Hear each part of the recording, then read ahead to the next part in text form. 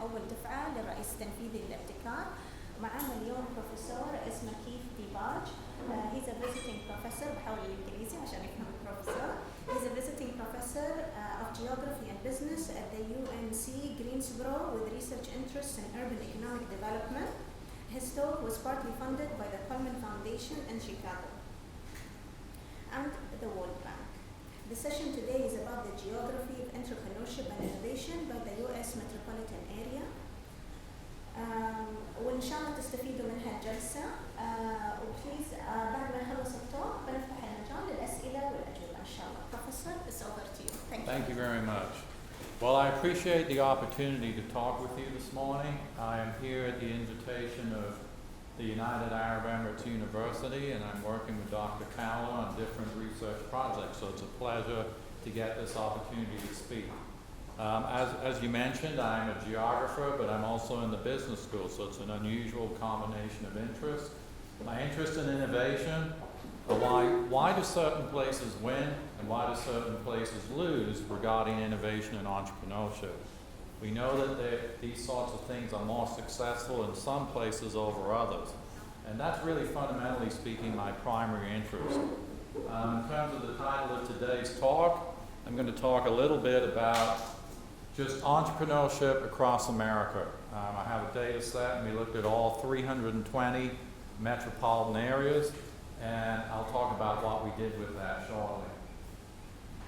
In terms of the general overview, as you know, entrepreneurship and innovation are increasingly important parts of national and regional and local economies, but the process is very spatially uneven, or geographically uneven. And recent research has suggested that there are very pronounced differences within and between metropolitan areas worldwide, as well as, of course, in the United States. And in the rate of this entrepreneurship, the rate of change, and the determinants that trigger these sparks vary dramatically across both America and the rest of the world. And of course, in the US, this spatial unevenness is very acute.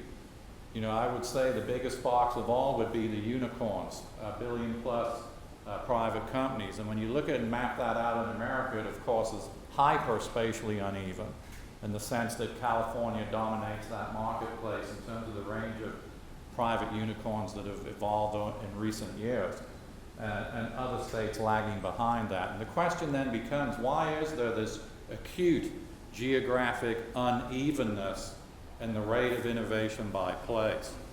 It also raises a very important policy question, and that is whether or not there are metropolitan areas that produce disproportionate shares of entrepreneurship and innovation, irrespective of their size.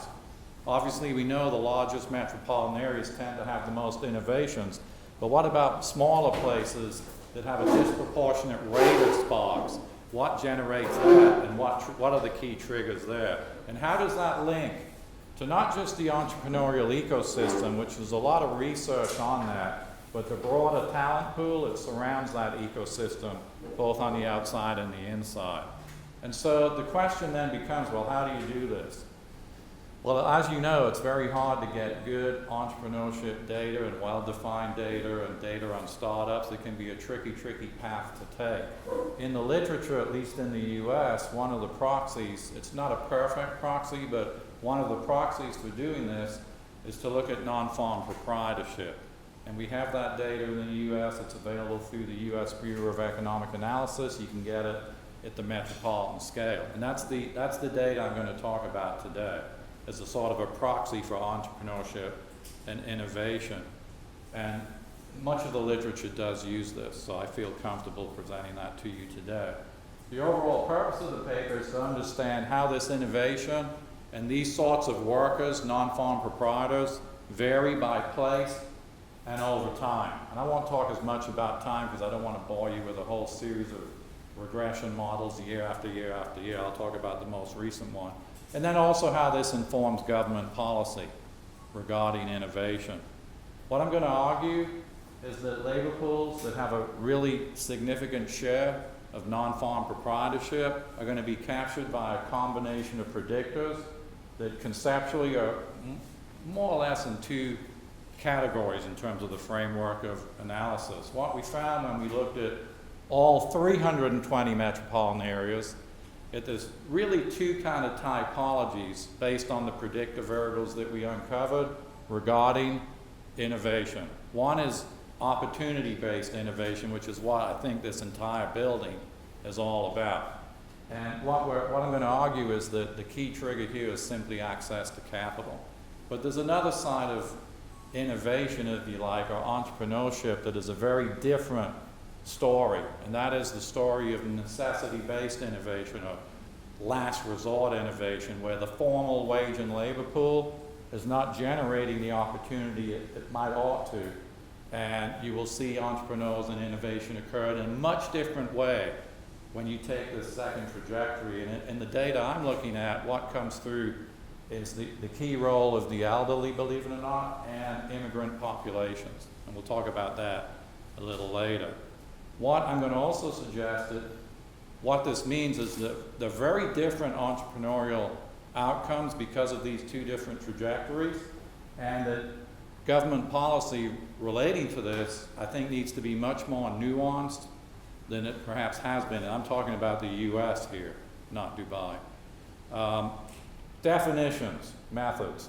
So what is a non-farm proprietor, and what does it entail? At least in the United States, the US government defines a non-farm proprietor as a full and part-time sole proprietorship, partnership, or other private non-farm businesses that are unincorporated and organized for profit. Obviously, they tend to be relatively small and relatively nimble, and as comes with the territory, fairly high failure rate, but lots of sparks as well. As I mentioned earlier, NFP workers do have more in common with entrepreneurs than they do formal wage and salary workers, because they do, because of the nature of the beast, have to embrace a much higher level of uncertainty and risk. And that's where they're kindred spirits, as it were. There's a lot of research in the literature now that's looked at, well, what is the best entrepreneurial ecosystem? What are the key predictors? What are the metrics and the kinds of structures that trigger sparks? And some of that I'm surrounded by right now. And these ecosystems are clearly very, very important, but many of these ecosystems are also conditioned by the larger scale talent pool that just wraps around that very intimate ecosystem. And this has implications both for metropolitan economies, but also the nature of governance in terms of how you structure that talent pool as it links to the ecosystem. And I think the reason I'm looking at this is simply because I'm a geographer by training, but a business school professor later in life. And so I'm always thinking about context, a much bigger context than just that very intimate ecosystem that nurtures productivity. So in terms of conceptually, the kind of framework that I'm talking about here, this interior schematic represents, crudely speaking, that ecosystem. You know, you've got to obviously have a certain recipe or a certain menu that includes accelerators, incubators, the networking events that are also important for face-to-face and knowledge spillover. Of course, the key metric oftentimes being dollars, whether it's angel funds or venture capital and all the various maker spaces. You know, that one entrepreneur in the middle is not like a lone action hero that does it all on his own. So that support system is crucial. I know you know that. But what I found in the literature is a little less attention to the broader influences that can in turn shape that system in the center of this diagram. And that is all the configurations that drive Dubai, Abu Dhabi, New York, San Francisco, and there are very big influences on that system, whether it be government policy, the local geography, the workforce itself, employment mix, types of industry clusters, the growth rate of the economy, government policy, and skills. So my interest is at this level rather than the level in the middle of that core diagram. I'm looking at it at a much larger scale, I think. So we looked at a whole bunch of variables. I say we, this would be me and several of my PhD students, and we just decided let's look at a whole bunch of metrics, beginning with some basic demographic metrics and looking at, you know, variables that theoretically might trigger of the population 25 or older with a BA or higher, very important predictor. Internet capabilities, both in the house, especially within the household, in terms of startup capital within the home. All sorts of different things like that. And we also looked at just basic economic factors, such as median home value. The thinking being the Stephen Jobs of this world. You know, all of us have that product in our pocket. It's called the Apple phone. Began in a garage, in a house in Palo Alto. And a lot of times when you have a startup that's homebound, they can't get equity. They don't have credibility with the bank, and they trade in equity off that home. And oftentimes that will be their first startup capital in terms of small scale innovation. In terms of employment, we looked at a whole different range of employment compositions.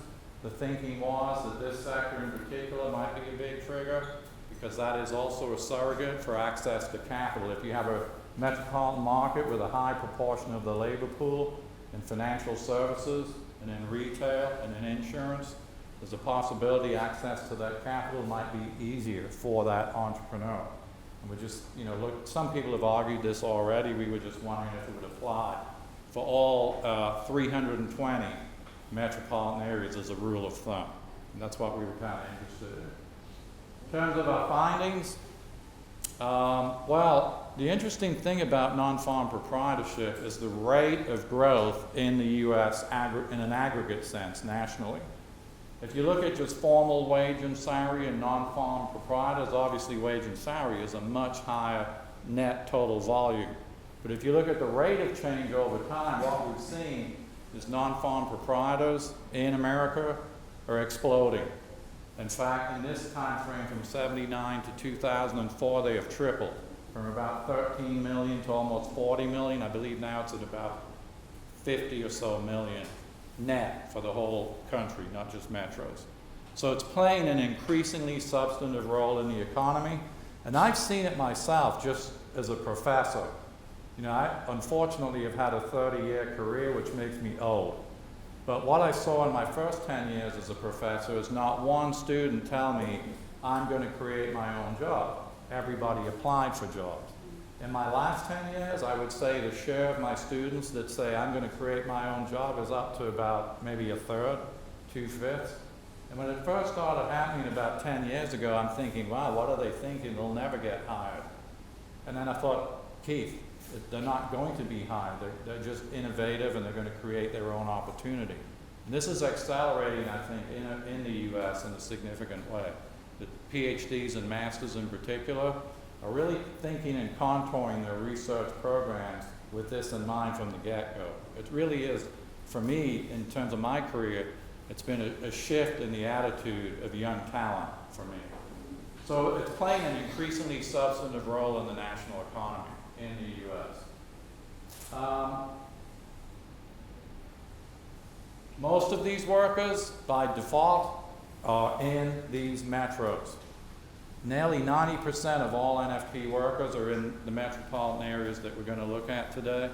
So it really is where everything is happening. And of course, the concentration into just a set few is acute. You know, a very high proportion of these workers are in a very small proportion of the metropolitan areas. In absolute terms, obviously the story is pretty predictable. Where are these people? Well, they're in the largest cities. We get that. They're in Los Angeles, they're in New York, they're in Chicago, in the millions. And that's a relatively straightforward and predictable story. But where are they? Which metros are disproportionately innovative? And the reason I started doing this, and there is a more mercenary reason for this, our governor, the governor of our state, the state of North Carolina, he started asking questions about this because our state in North Carolina, we don't have large metropolitan areas. I don't know how much you know about North Carolina, but the two largest cities are Charlotte and Raleigh. Charlotte is really a global banking center, and Raleigh is host of the Research Triangle Park, which is one of the first science parks really anywhere in the world. And we are at about 1 to 2 million, roughly. And we have about 4 metros at about 1, 2, 3 million. He wanted to know about medium-sized to small-sized metros and whether they're disproportionately innovative or not. And I thought, well, maybe I should look at this. So a closer inspection of the relative geography of innovation reveals a very different spatial configuration. And, you know, I was kind of nervous about presenting this a few years ago because I had to present this to the World Bank. And I'm thinking, well, how's this going to go? Because the map's not really what you might expect. And actually it went okay, except they told me I needed to do more research at a disaggregated level at the county scale now that we've looked at the metropolitan geography. So basically, the geography doesn't necessarily reflect the geography of innovation that we're used to looking at in terms of Silicon Valley, Highway 128, and Austin and Boulder and things like that. What it reflects is a radically different type of geography, particularly in Florida. Also, some of these metropolitan areas that I've identified, they're leading in the percent share. And I wouldn't expect you to know some of these metros. I didn't even know them. Punta Gorda, Northport, Naples, Barnstable, places that you would not expect. And when you look at this data for the top 10, it is a very unusual top 10 in the sense of it doesn't get much attention in the literature regarding entrepreneurship and innovation. This research is in the Journal of Enterprising Communities, in case you're interested, but several very small Florida metropolitan areas showing up at the very top in terms of their share of NFP. When you look at the averages, small places by and large, top 10 average 40,000 folks, national average for the 320 metros about 88,000. Shares that are 10 percentage points higher than you would expect. 20% average in share for NFP, 30% for the top 10. And so we ran a stepwise linear regression analysis of these shares relative to the predictive variables I looked at earlier. We did it for 2010 through 2014. I'm working on it now for more current years, but I'm not sure about the output of that yet, so I didn't want to share that with you today.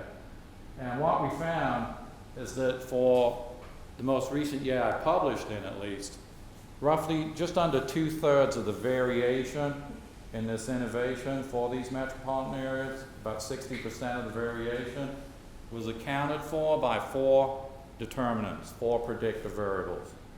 The first and by far the most powerful was the share of the labor pool that surrounds that ecosystem in financial, insurance, and real estate employment. Now, I will tell you the work I'm doing now is at the county scale, and what we found is actually only part of this trigger applies to the county scale analysis, which is actually the insurance and real estate part and the leasing. In other words, the land market itself. And given the proliferation of financial services and the level of activity in your land market here, I would think that would be a good metric to have shape innovation here in the United Arab Emirates. The other thing, though, that's interesting is median age. In other words, the higher the median age of that metropolitan area, the higher the proportion of NFP employment. And you kind of can see that on the map when you look at Florida and how well it performs regarding share of NFP. Third one, percent Hispanic. I'll talk about Hispanic entrepreneurship shortly, but this one is a very interesting variable in terms of what's exactly going on in terms of causal triggers. And the fourth one was the value of your home. Median house value. These are the 4 key triggers, at least for the geography of NFP by percent for all metropolitan areas in the U.S. I don't know if I really need to, I just feel like I should show you the coefficients, but all the diagnostic tests were okay, the multicollinearity, et cetera. But that's basically the coefficients. I won't dwell on that today. So highly concentrated financial service labor pools, I think, are a key part of this. You not only have high median age in Florida, you have these small metropolitan areas that have a very high share of their workforce in either land markets or banking. They may not be big metros, they may not get world attention, But something's happening in these marketplaces that's nurturing talent at this reduced scale in terms of reduced scale economies. And FIRE in particular, in terms of share, very much matches the percent NFP met, as you might expect, since it was the first variable into the model. And particularly in Florida and the Northeast, but not in the places you might think. Not in the places you might think, in those two regions. So you can see the sort of correlate there too. In terms of why? Well, I think thriving financial services in an active land market may well be acting as a proxy for access to loan on capital. Much more research needs to be done on this, I acknowledge that. But just in terms of just a first stab at this, it seems at least that may be happening. We can't say for sure causally what's happening, but my belief is it is. A lot of literature has also argued this prior to this work that I did, and many have argued that this access to capital really is a key trigger for elevated growth rates in NFP. And I don't think really necessarily that's a big surprise. Regression also highlighted this issue of median age. And obviously we can predict this map because quite a large percent of median age is in Florida, but also in the Northeast and in select places in the southwestern USA. And I think it's capturing some of the variation that access to capital doesn't capture. And I believe what's happening here is this phenomenon of self-employment increasing with age, at least in the US, is part trigger for this. And the other interesting thing is others have argued that this trend is actually reflecting both the greater expenditure levels as you age, but also this ageism that oftentimes impacts labor pools and age discrimination in the labor market, particularly turbulent labor markets where there's a lot of change and folks on higher salaries are being cut for young talent that oftentimes generates a lower salary. It also may reflect the increased sort of popularity of part-time and self-employment. And it's also possible some of these high median age metros are supplementing formal wage and salary with NFP generated revenue. So it's possible both things are happening at the same time. It's not just they're exclusively NFP workers. And then also, at least in the US, oftentimes it's just a simple way to avoid a tax burden. It may not be legal, but it's happening in our marketplace. So there's many sort of things to think about there, but certainly that's part of what I think is happening. And then also this issue of race and ethnicity.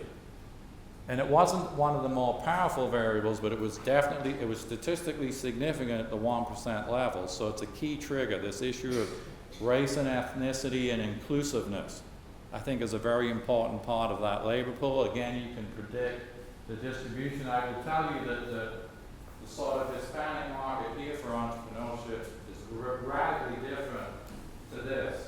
The failure rates here are much lower than here. This is heavily Mexican American. This is heavily Cuban Hispanic labor pool. So there's very different entrepreneurial mindset and a much lower failure rate by group.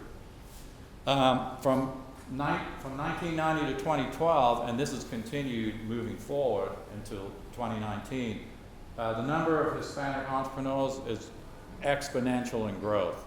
It's more than tripled in that 12-year period. That's continued in recent years. But they also have much higher failure rates. And they also have a much higher proportion of entrepreneurs that are very low-income entrepreneurs. So it's a very different kind of variable in terms of a trigger relative to, say, percent fire. And they're explaining very different, I think, typologies. A lot of interesting work has been done on this. Valdez has done a lot of very valuable work. In her U.S. Senate testimony, she made some arguments for why this is the case. Many Mexican-American entrepreneurs may be pursuing necessity-based entrepreneurship. This is her words, not mine. And given their long history of migration to the U.S. that she said is characterized as a revolving door of low-skilled, low-wage, and often unauthorized or temporary labor. And if you're a Mexican-American in Texas or Arizona, and you are legal, and I think we have roughly, you don't know, but 11, 12, 13 million illegal Mexican Americans. This is their only alternative. They can't literally move into the formal wage and salary labor pool because they're illegal. So they take a different path to the one you see celebrated so much in entrepreneurship circles. You know, the celebration of the tech startup and capital and what have you. That doesn't reflect reality, at least in the US, in terms of what the metropolitan geography is telling us.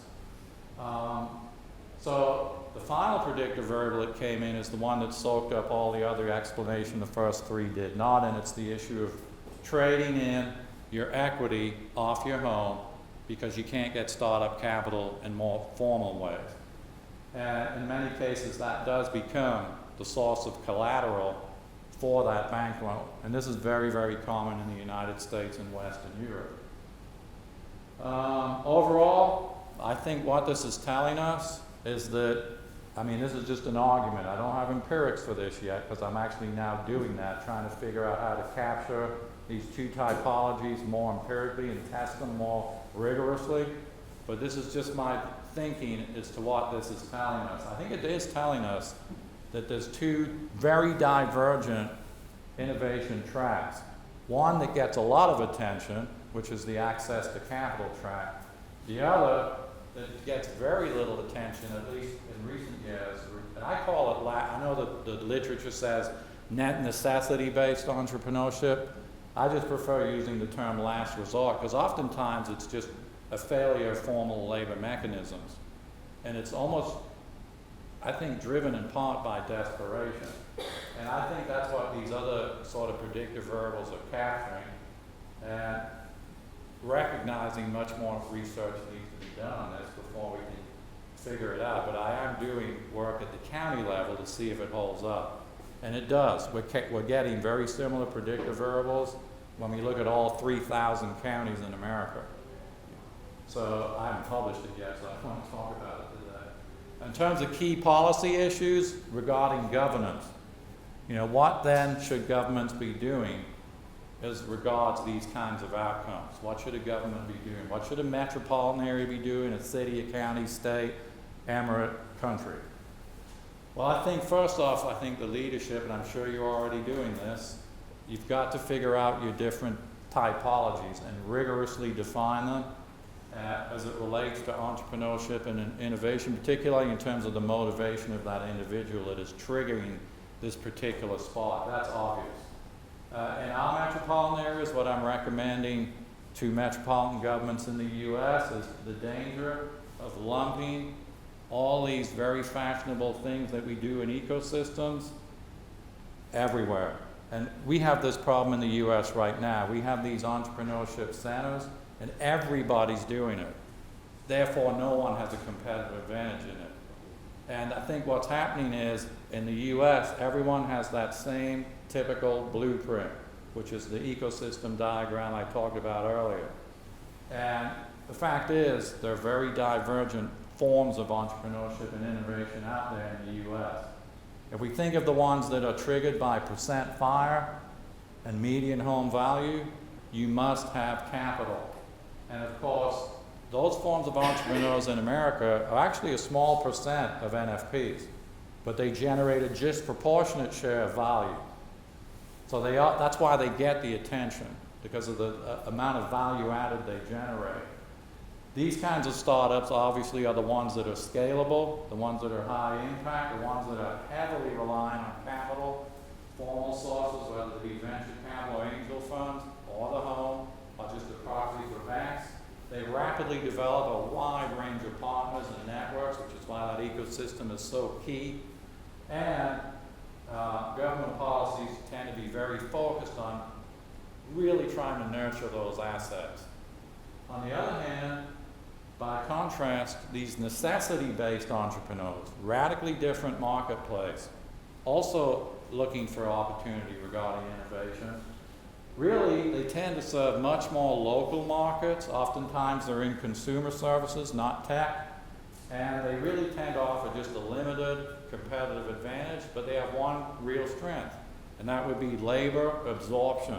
It puts people in a stream that allows for upward mobility, and it gives people an opportunity to thrive. And I think when you're dealing with this form of entrepreneurship or innovation, it's not really, sexy or glamorous, but you really need very basic workforce development policies to try to nurture that type of sort of trajectory of thinking outside the box and beyond formal wage and labor markets. And so, I think the governance structures need to reflect that. And sometimes they don't in terms of this inclusion of different types of entrepreneurs. So from the training programs and the tax incentives and all the accelerators and mentoring activities that are being promoted, I think it's critical that the innovation support programs and the related government policies are very tailored and customized to the whole spectrum of folks that are engaged in what I would just call self-employment. And I think that's very important. Right now, what I'm trying to do with the Kaufman Foundation and the World Bank is figure out get a much better handle on these typologies, both for every metro, but more importantly for every county, because I think in the US, maybe the county scale is more appropriate for that level of analysis. I don't know if I've gone too long or too short, but that would be the end of my talk. And I would like to thank you for the opportunity to share my research with you. Thank you. I don't know if you have questions. I don't know how this.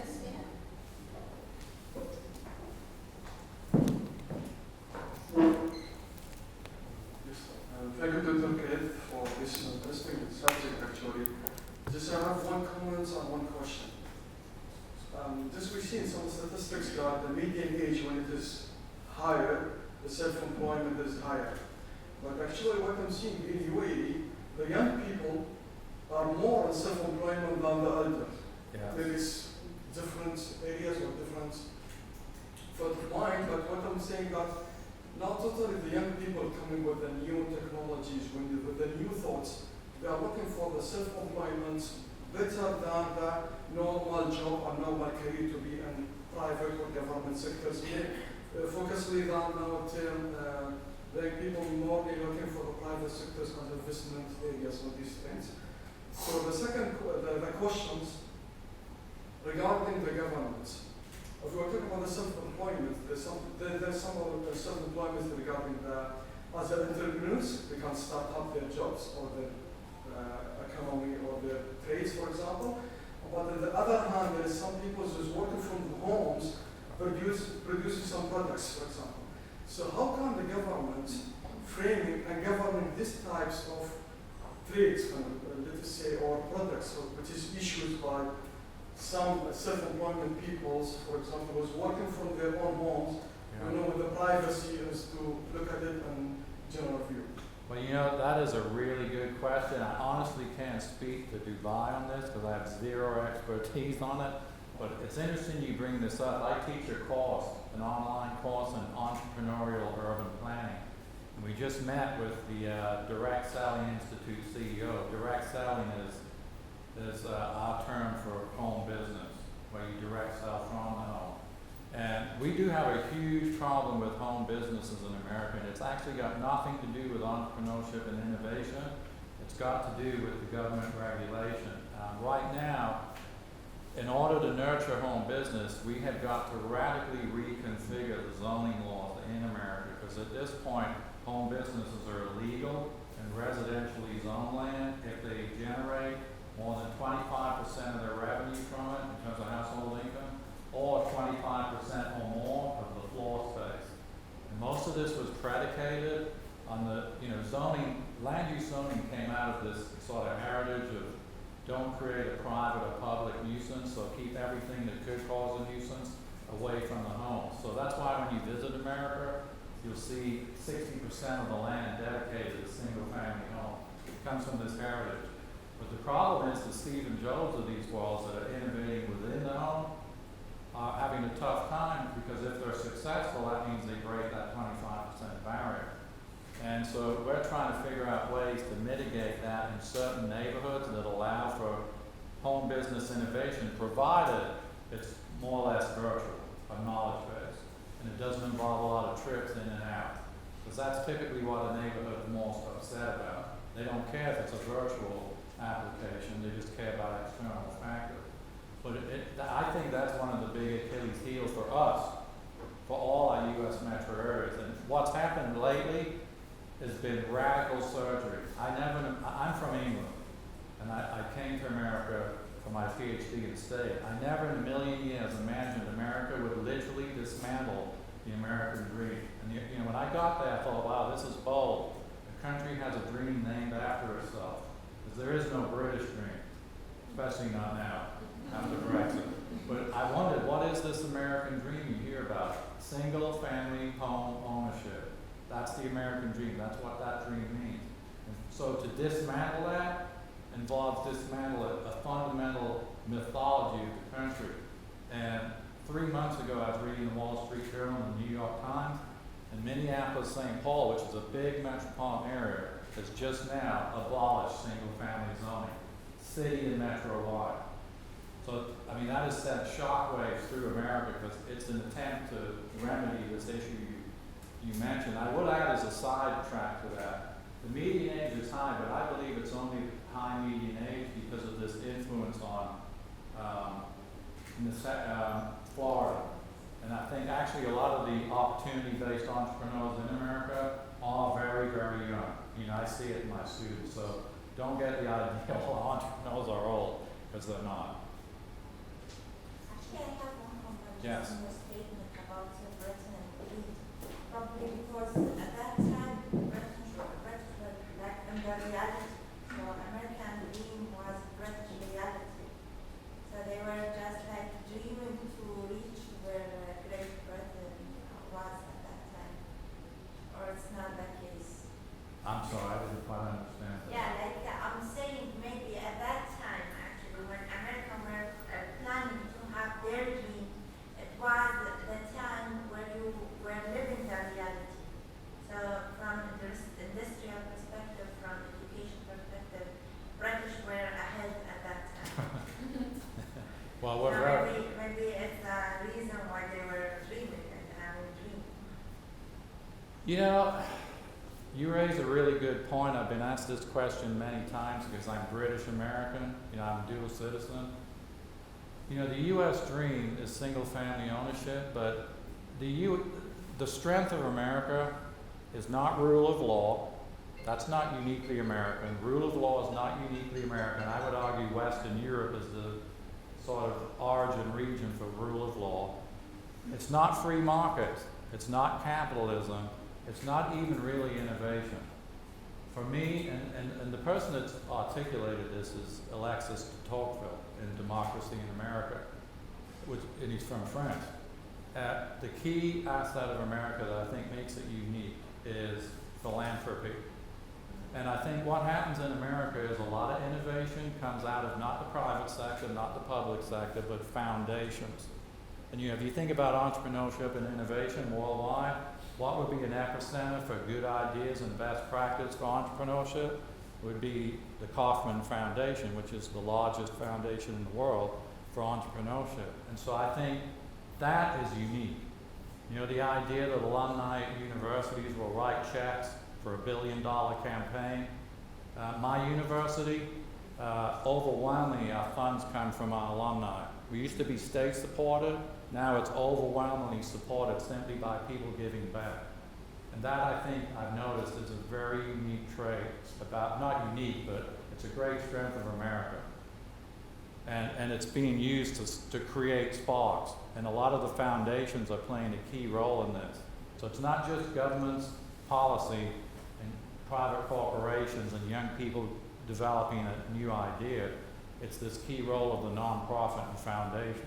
I have another question actually. I read in the paper that you urge people to explore more about the yin yang. So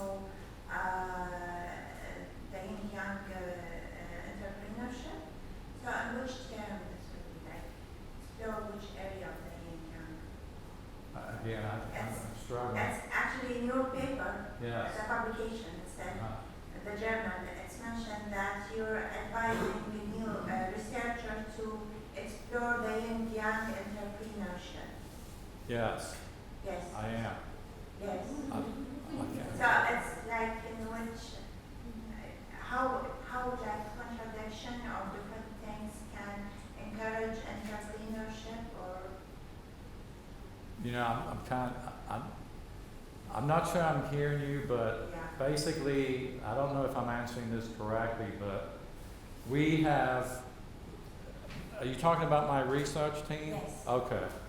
Yes, I have several students that are looking at all kinds of different, this was just a broad brush overview, a first step. It's crude and it's basic, but what I noticed in the literature, there's not much on it in terms of just mapping at a very high end, having a large sample size.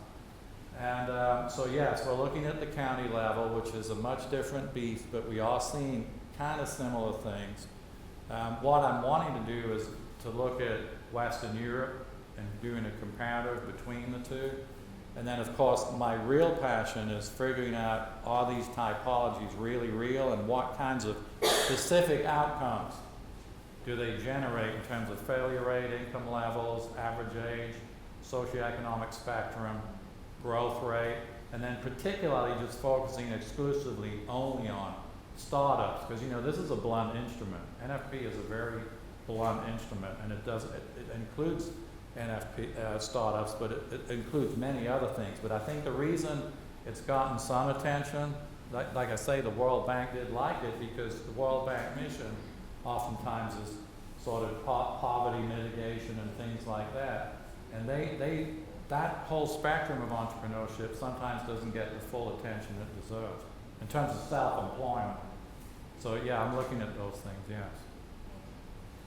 And actually I'm working with Dr. Cowler. We're putting together a proposal for the Kauffman Foundation to look at some of these things, and hopefully we can include some of the data from here if we are able to get access to it.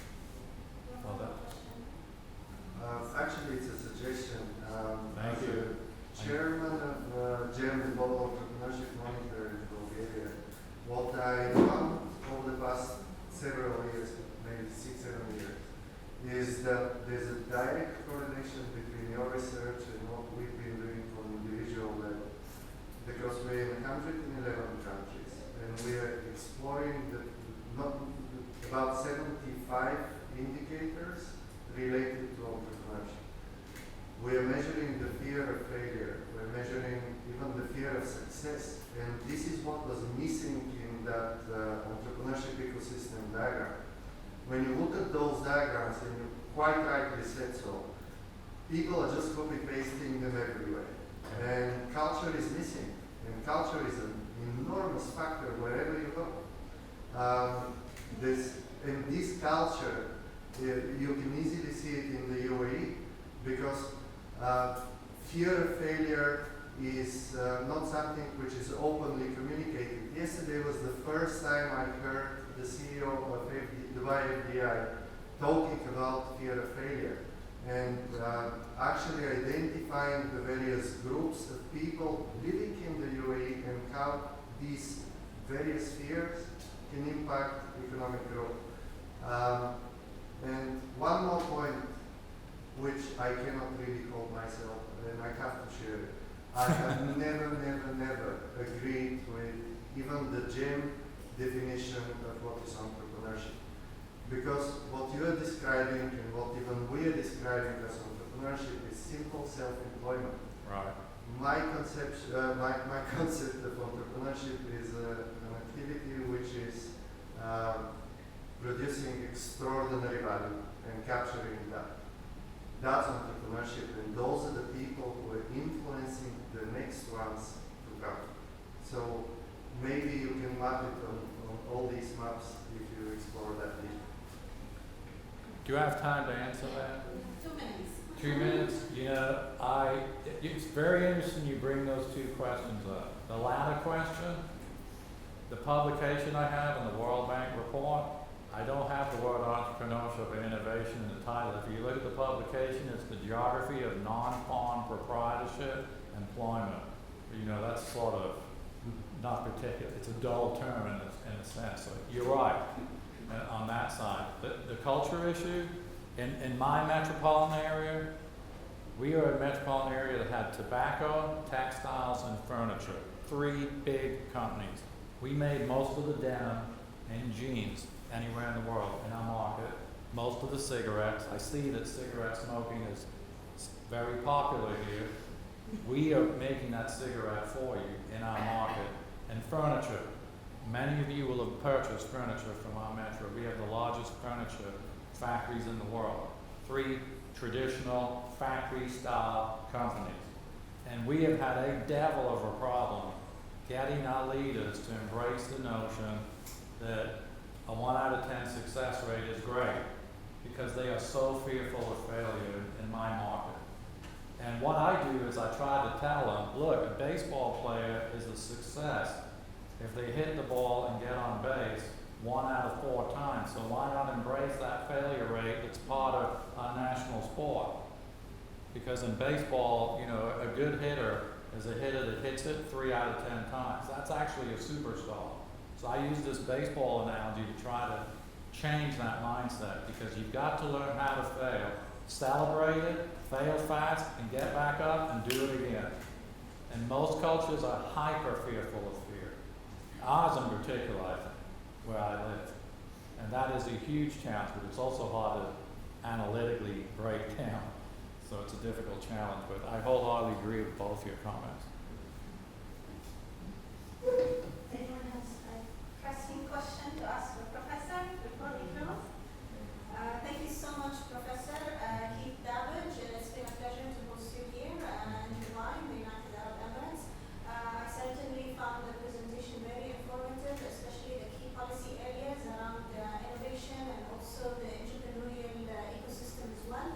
I wish you all the best in your research and also the collaboration with our key local university, UAEU. Thank you, Dr. Paula, for bringing the professor to the center